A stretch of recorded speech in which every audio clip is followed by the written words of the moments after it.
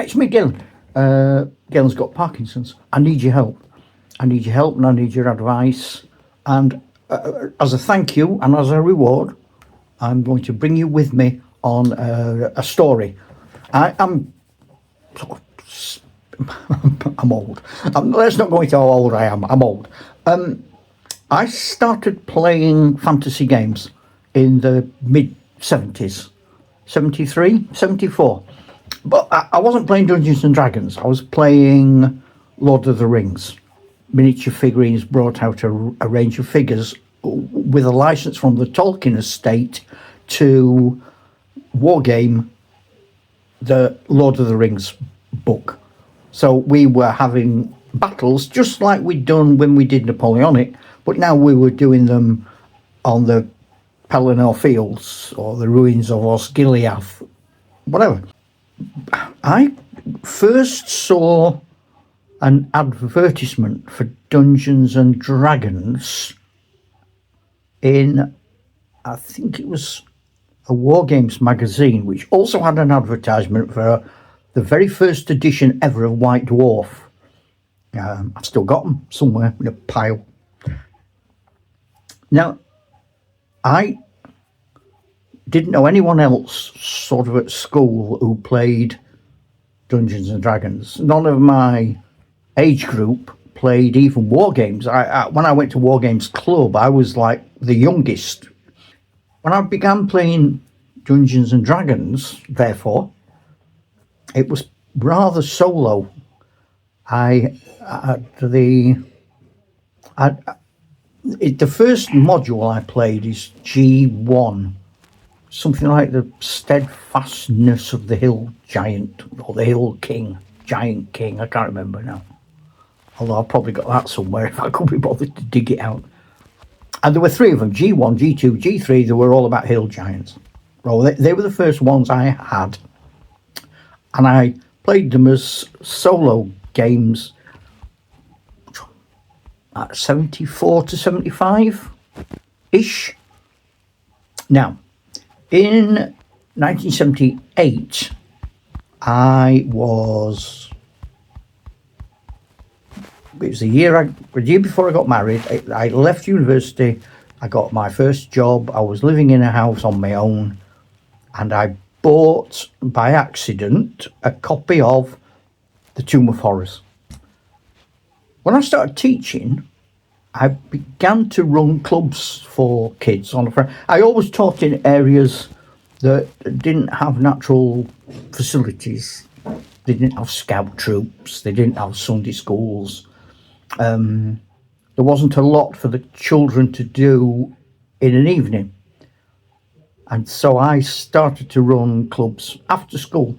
Friday night, I always used to run, I called it a War Games Club.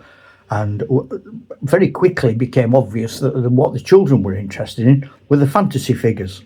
The historical figures didn't really do much for them, but the fantasy figures did. So I then started to read them, The Hobbit with Zona Brisingamen, lots of fantasy, other Alan Garner books, Elidor, The Owl Service, Joy Chant, Red Moon, Black Mountain, those sorts of things.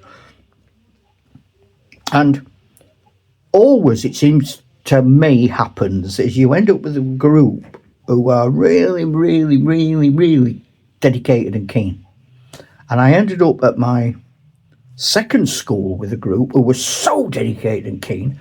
They were doing it every playtime, every dinner time. It became more than Friday night for a club. They got into it big time.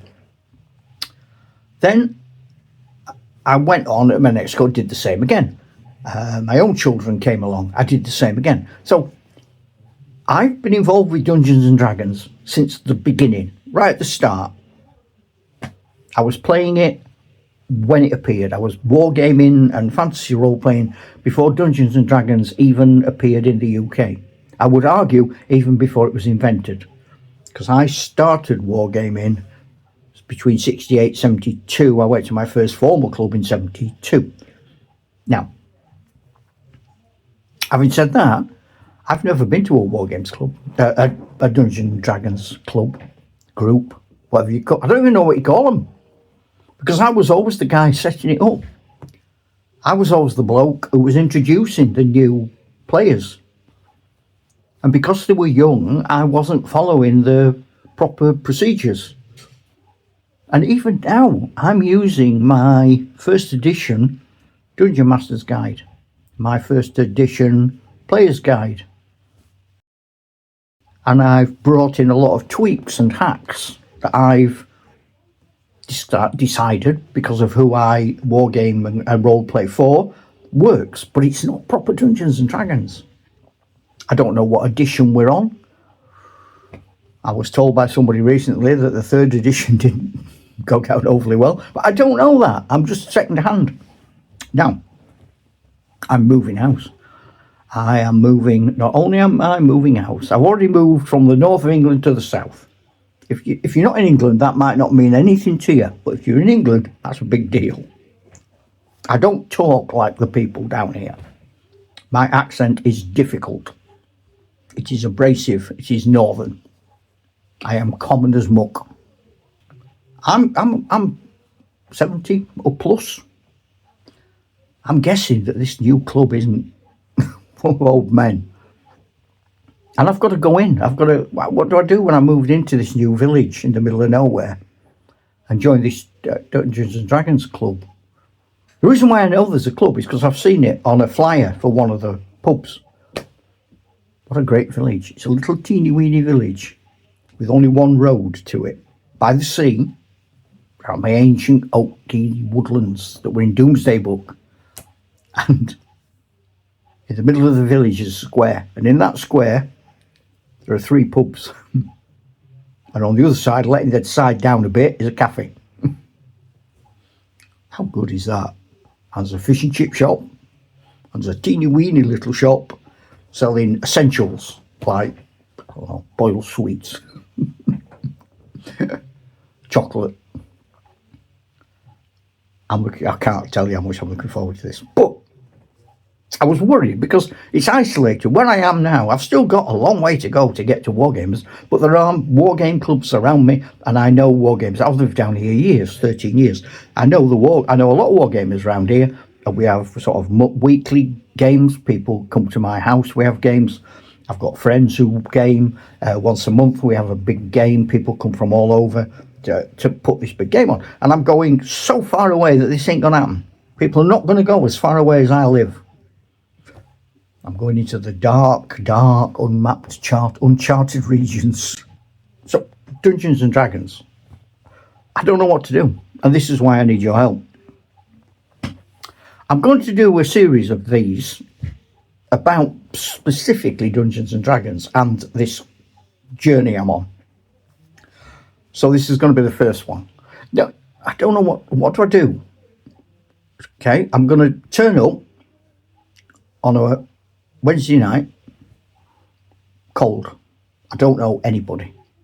I have not met anyone who goes to this club. I don't know what the pub looks like when I open the door. I don't know whether to take my old dungeon stuff just for like over a pint. Get to know people. I don't know whether that's presumptive and big-headed and it's like, oh, look at me, I've been all better than everybody else. And then they think, oh, I don't like him. That northern herb. Shove something in him. I don't know whether to take any figures. I don't know whether to paint the figures I've got to make them look nice. I don't know whether I should take an old module or an old character sheet. I don't know whether to walk in blind and just pretend I don't know anything. Play on the Parkinson's. I'm old and I'm baffled. My eyes are weak. My brain is swollen. Oh, woe is me. And then just pretend. No, I'm not going to do that. But do you see the dilemma? Okay, so do I go in and say, look, ta-da, look at me. I have a YouTube site and I do Dungeons and Dragons and I've done it for yonks and I've got all this good stuff and because you know what I'm like when I get excited. How do I not get excited? I'm bipolar. So how do I cope with that? I don't even know how to sort of like condense these problems. I'm bipolar. I've got Parkinson's. I'm living in a new part of the world.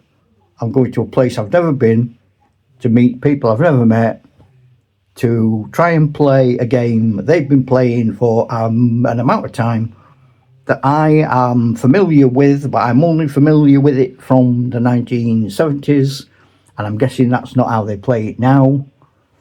I don't want to appear a big head. I don't want to mess it up. I don't want to be banned. I want to make friends. I'd want it to be a nice experience for everybody. And honestly, I've never done this. Never, ever, ever in all my life. So what I'm asking for is advice. Tell me, what on earth should I be doing? Especially if you're playing D&D now, or you've been through this dilemma. Give some heads up. I'd appreciate it. And what I'm going to do, I'm going to go the first Wednesday I can, and then I'll report back, and I'll tell you what I do next. But if someone says, if a weight of opinion now says what you need to do is this, I'll do it, and I'll tell you what I've done before I go. I might even take my Oh, that'd be a good idea, wouldn't it? On the day I'm going, just take my camera, just film myself walking down the road. And then at the end, as I'm waiting for the ambulance to come take me home, I could just film myself all broke like that, side of the road.